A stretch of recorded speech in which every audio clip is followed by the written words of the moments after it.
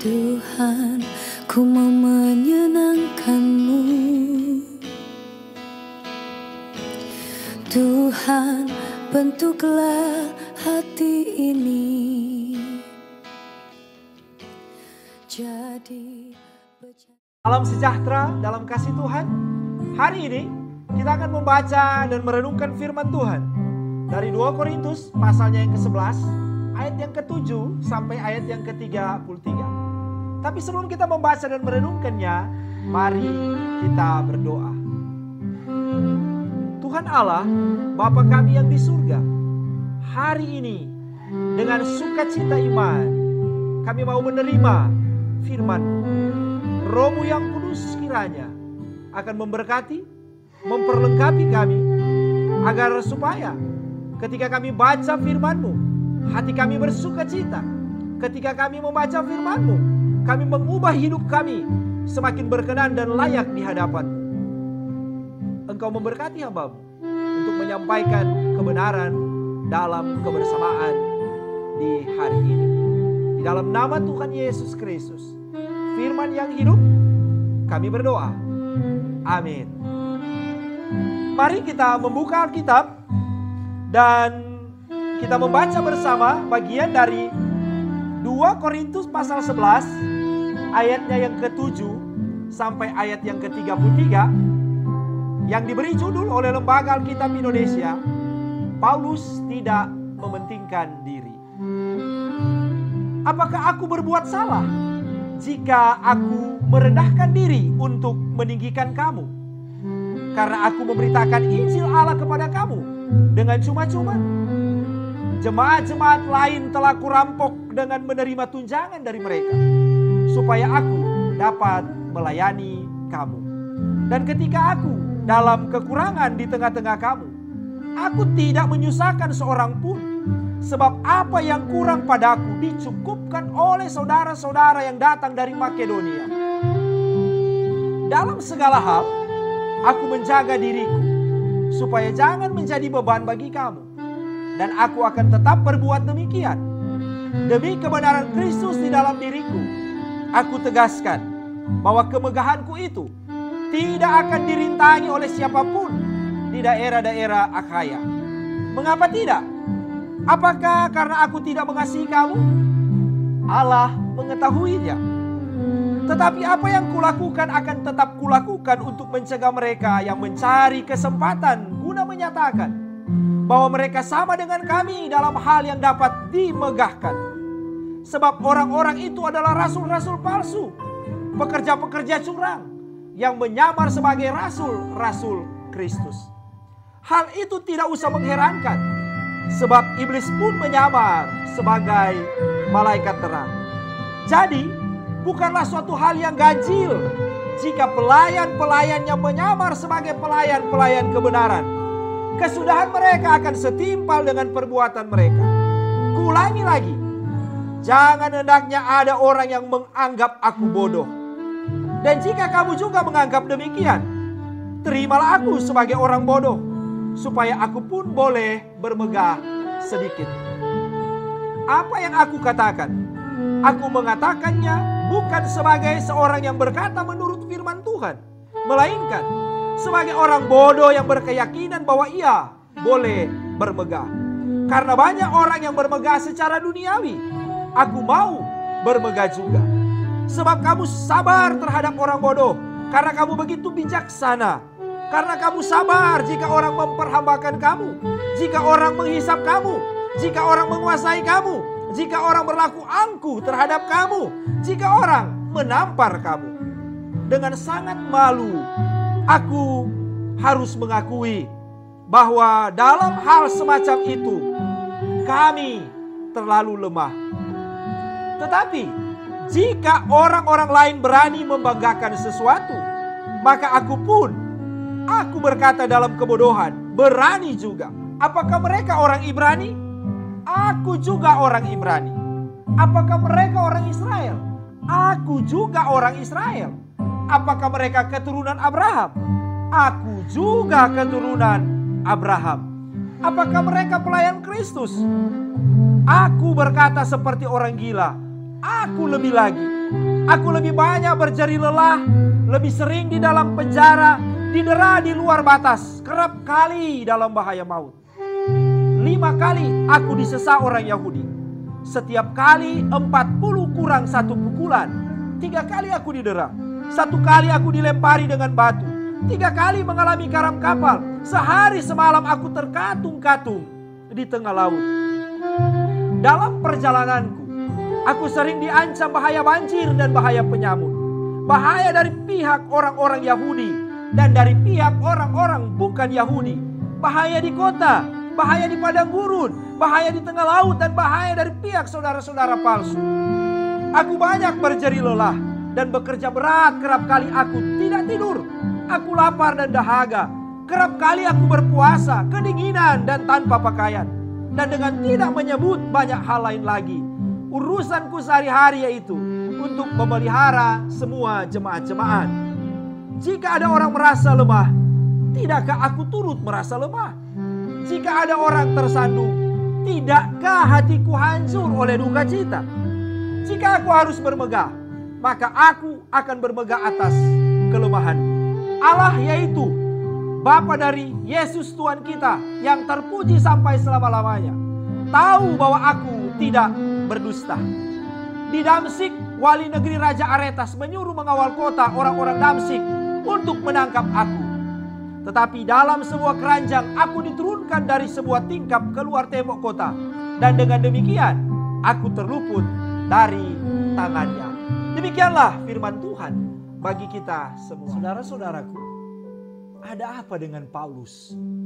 Sehingga dalam bacaan ini sepertinya ia sedang gundah gulana, keras, serta cenderung marah dalam perkataan-perkataan yang dituliskannya bagi jemaat di Korintus. Kalau kita melihat kehidupan yang terjadi di Korintus, ternyata setelah Paulus ada, para pengacau yang mengaku sebagai rasul-rasul, yang sebenarnya adalah rasul-rasul palsu, yang melayani Tuhan dengan maksud mencari uang, mencari keuntungan finansial dengan memperdagangkan firman Tuhan. Dan dari apa yang mereka lakukan, kemudian mereka, yakni rasul-rasul palsu ini, mulai meninggikan diri, memuji diri, memegahkan diri. Dan kemudian yang lebih gila lagi, mereka kemudian melontarkan tuduhan-tuduhan palsu dan balik menyerang Paulus dengan menuduh Paulus yang sebenarnya adalah rasul palsu. Rasul yang meninggikan diri, rasul yang berbohong kepada jemaat yang ada di Korintus karena dia pernah berjanji tapi tidak datang ke Korintus. Rasul yang menyimpan uang yang dikumpulkan dari persembahan. Dan rasul yang menuliskan surat-surat yang keras tapi tidak mendukung perkataannya dengan tindakan. Mereka para rasul palsu ini yang melakukan tapi kemudian menimpakan perbuatan tidak benar mereka kepada Paulus dengan membangun opini yang sesat. Oleh karenanya saudara-saudara, melalui teks ini Paulus hendak membahasakan suatu pembelaan, suatu jawaban dan reaksi Paulus atas tuduhan-tuduhan yang dialamatkan kepadanya. Paulus bereaksi membela dirinya bukan untuk membenarkan diri, tapi menyatakan kebenaran ilahi dari sang sumber kebenaran, yaitu Yesus Kristus. Bahwa ia tak pernah membanggakan dirinya atas pelayanan yang ia kerjakan. Karena baginya yang paling berbahagia adalah saat Injil Allah itu diberitakan. Dan secara khusus di Korintus, pemberitaan Injil Allah ini dilakukan dengan cuma-cuma. Ungkapan kata Yunaninya adalah dorean, free, gratis, tidak meminta imbalan. Tetapi salah satu serangan para pengacau adalah bagian ini. Para rasul-rasul palsu yang menerima imbalan dari pemberitaan firman kemudian mulai memanas-manasi jemaat bahwa Paulus memang rasul palsu karena tidak menerima jasa dari pemberitaan firman-Nya, dan juga membahasakan bahwa Paulus tidak menghargai pemberian dari jemaat. Karenanya ayat 8 dengan keras Paulus membahasakan bahwa jemaat-jemaat lain telah kurampok, esulesa, airoob, saya rampok, saya rugikan. Tentu saja ungkapan Paulus ini tidak serta-merta ia mencuri, merampok jemaat lain. Tapi ini suatu bahasa sindiran atau satir kepada kelompok yang mencemooh dirinya. Karena bagi Paulus, dia percaya kalau ada jemaat lain yang mencukupkan segala kekurangan dirinya. Dan jangan lupakan bahwa Paulus pada masa pelayanannya menghidupi dirinya sebagai seorang tukang kemah atau tukang tenda yang adalah miliknya. Melalui bacaan ini, melalui teks ini juga hendak menegaskan tentang para rasul-rasul palsu yang mencoba menarik simpati dan sekaligus menjelekkan orang lain dalam kerja pelayanan. Bahkan yang luar biasa memposisikan diri mereka sebagai rasul yang tiada taranya. Orang-orang pandai, berhikmat dan memiliki kedudukan sosial yang lebih baik. Dalam hal inilah Paulus bereaksi dalam ayat 16. Dia mengungkapkan, kuulangi lagi. Jangan hendaknya ada orang yang menganggap aku bodoh. Dan jika kamu juga menganggap demikian, terimalah aku sebagai orang bodoh supaya aku pun boleh bermegah sedikit. Dan kemudian dia memposisikan dirinya sebagai seorang yang bodoh yang boleh bermegah. Kita melihat gaya sindiran Paulus yang digunakan di sini. Karena Paulus tahu orang pandai, orang berhikmat tidak boleh bermegah atas apa yang dia miliki. Karena cenderung kepada kemegahan diri dan melupakan Tuhan. Tetapi kalaupun harus bermegah, seseorang harus bermegah untuk Tuhan dari apa yang dia miliki. Dengan gaya satir ini juga, gaya sindiran ini, Paulus hendak menjadi bodoh agar kemudian dia dapat bermegah dan mengatakan bahwa tidak ada satupun dari para rasul itu dapat mengalahkannya. Kita bisa melihat dari teks ayat 22 sampai ayat 28. Paulus mengungkapkan, apakah mereka orang Ibrani? Aku juga orang Ibrani. Apakah mereka orang Israel? Aku juga orang Israel. Apakah mereka keturunan Abraham? Aku juga keturunan Abraham. Apakah mereka pelayan Kristus? Aku berkata seperti orang gila, aku lebih lagi.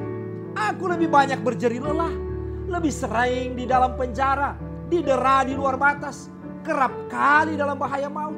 5 kali aku disesa orang Yahudi, setiap kali 40 kurang 1 pukulan. 3 kali aku didera, 1 kali aku dilempari dengan batu, 3 kali mengalami karam kapal. Sehari semalam aku terkatung-katung di tengah laut. Dalam perjalananku aku sering diancam bahaya banjir dan bahaya penyamun. Bahaya dari pihak orang-orang Yahudi dan dari pihak orang-orang bukan Yahudi. Bahaya di kota, bahaya di padang gurun, bahaya di tengah laut, dan bahaya dari pihak saudara-saudara palsu. Aku banyak berjeri lelah dan bekerja berat. Kerap kali aku tidak tidur, aku lapar dan dahaga. Kerap kali aku berpuasa, kedinginan dan tanpa pakaian. Dan dengan tidak menyebut banyak hal lain lagi, urusanku sehari-hari yaitu untuk memelihara semua jemaat-jemaat. Saudara-saudara, hal ini untuk menegaskan kepada jemaat dan lawan-lawannya bahwa tidak ada yang dapat menyamai bagaimana pelayanan yang Paulus kerjakan. Dan sekali lagi kemegahan ini untuk menyatakan kemegahan Tuhan dalam hidup pelayanan Paulus. Sebagaimana ungkapannya di teks ayat 29 sampai ayat 31. Jika ada orang merasa lemah, tidakkah aku turut merasa lemah? Jika ada orang tersandung, tidakkah hatiku hancur oleh duka cita? Jika aku harus bermegah, maka aku akan bermegah atas kelemahanku. Allah yaitu Bapa dari Yesus Tuhan kita yang kupuji, terpuji untuk selama-lamanya, sampai selama-lamanya tahu bahwa aku tidak berdusta. Bagi Paulus, tidak ada sebenarnya yang dapat ia banggakan dari kerja pelayanan sebagai manusia milik Tuhan. Karena baginya, diselamatkan Tuhan itu lebih dari cukup. Kita lihat teks ayat 30, 32 sampai ayat 33. Di Damsyik, wali negeri Aretas menyuruh mengawal kota orang-orang Damsyik untuk menangkap aku. Tapi dalam sebuah keranjang, aku diturunkan dari sebuah tingkap keluar tembok kota. Dan dengan demikian, aku terluput dari tangannya. Ini kesaksian yang hidup dari Paulus. Bahwa ia tertolong, diselamatkan hanya karena Tuhan. Dan karenanya tidak pantas ia bermegah. Saudara-saudaraku yang diberkati Tuhan dan mengasihi Tuhan. Melalui bacaan ini, ada 7 pesan penting yang harus kita ingat dan harus kita lakukan dalam hidup ini. Pertama, hasil kerja keras kita terkadang tidak dihargai oleh orang lain, apalagi oleh lawan-lawan kita, yaitu orang-orang yang memang membenci kita dengan berbagai macam alasan. Tetapi, apakah itu membuat kita tidak berinovasi? Kehilangan kreativitas? Atau juga kemudian enggan melakukan kebenaran? Tentu saja tidak. Selama kita melakukan hal yang membangun, mengedukasi, memotivasi dan memberkati, teruslah melakukan hal-hal yang baik dan benar. Jangan kendor atau patah semangat dengan orang-orang yang seringkali mengacaukan tujuan ataupun hasil karya kita. Ingatlah, orang yang cemburu terkadang adalah orang yang ingin sama, bahkan mau melampaui kita. Tapi sayangnya, jangankan melampaui, menyamai saja mereka tidak mampu, bahkan mendekati kita saja tidak bisa. Mengapa? Karena kita sebenarnya selalu ada selangkah di depan mereka. Dan karena dengan ketidakmampuan menyamai atau melebihi itulah, maka hal termudah bagi mereka adalah menghasut orang lain untuk membenci kita. Hal yang kedua, ingatlah selalu untuk memberitakan kebenaran dalam motivasi yang benar, bukan untuk ketenaran, apalagi untuk mencari bayaran. Karena kalau Tuhan yang memilih kita, Tuhan memberi kepercayaan kepada kita, pasti Ia akan memperlengkapi. Dan kalau Tuhan yang mengutus kita, maka pasti Tuhan akan mengurus kita. Jangan pernah takut kekurangan dari setiap pekerjaan pelayanan yang Tuhan beri bagi kita. Karena Tuhan adalah Yehova Jireh, Allah yang menyediakan. Hal yang ketiga, jangan menjadi provokator dan iblis dalam kehidupan yang Tuhan beri bagi saudara. Baik itu dalam kehidupan bermasyarakat, berbangsa dan bernegara, serta dalam kehidupan bergereja. Jangan menjadi orang yang sering mengadu domba orang lain dan kemudian mengambil keuntungan dari hal-hal tersebut. Karena itu hindarilah ungkapan Ngana setahu, Ngana sodengar. Jangan bilang-bilang ya. Karena biasanya ini adalah kabar burung. Belum pasti dan belum tentu juga benar. Jadilah motivator, bukan provokator. Jangan menyamar menjadi malaikat terang. Yang sebenarnya hati, pikiran dan tindakan adalah iblis yang menyerupai malaikat. Muka manis, tetapi hati busuk. Hati penuh dengan kebencian. Jangan memanfaatkan kedudukan dan pelayananmu untuk menghasut banyak orang. Hal yang keempat, jika kita sudah berada selangkah di depan orang lain, jangan kemudian menjadi jumawa, lupa diri, dan kemudian terbang dalam kesombongan. Ingatlah selalu, saat engkau berada lebih dari orang lain, maka Tuhan sedang merancang hidupmu, sedang merancang dirimu untuk menjadi berkat bagi orang lain. Karenanya jangan sombong dari setiap anugerah yang Tuhan beri dalam hidupmu. Pakailah itu semua untuk membangun, mengedukasi, memotivasi, dan memberkati agar banyak orang semakin mengenal dan mencintai Tuhan lewat diri kita. Hal yang kelima, jangan takut untuk membela dan mempertanggungjawabkan kebenaran yang kita lakukan. Walaupun memang terkadang untuk melakukannya secara manusia, kita merasa mungkin terlalu keras dalam menyampaikan sesuatu. Janganlah menjadi tawar hati. Karena tidak semua harus dengan kelemah lembutan. Karena ada waktu dan situasi tertentu yang membuat kita harus menyampaikan kebenaran dengan tegas, keras, tapi tetap dalam prinsip iman untuk terus mengasihi. Hal yang keenam, jadilah orang yang pintar merasa, bukan orang yang selalu merasa pintar. Ingatlah ungkapan, mari jo baku bekeng pandai, bukan baku tunjung pandai. Lihatlah Paulus yang tetap merendahkan diri dan dalam kerendahan hatinya ia peka untuk merasa apa yang dialami orang lain. Bukan hanya sekedar tahu, tapi tanpa reaksi, tanpa tindakan. Hal yang terakhir, jangan pernah lupa untuk berbagi kesaksian dalam hidup agar orang lain juga diberkati, sekaligus diingatkan dalam setiap kesaksian hidup kita. Terlebih kesaksian ini untuk menceritakan bagaimana Tuhan itu mengatur kehidupan kita secara ajaib, secara luar biasa. Agar dengannya maka kesaksian hidup kita menjadi alat berkat bagi banyak orang. Tuhan Yesus memberkati kita semua. Amin. Mari kita berdoa. Terima kasih Tuhan untuk firman-Mu di saat ini. Ajar kami untuk melakukannya dengan setia, agar supaya kesetiaan melakukan firman membawa berkat bagi banyak orang. Roh Kudus menuntun, Roh Kudus menguatkan kami. Terpujilah nama-Mu, firman yang hidup. Amin.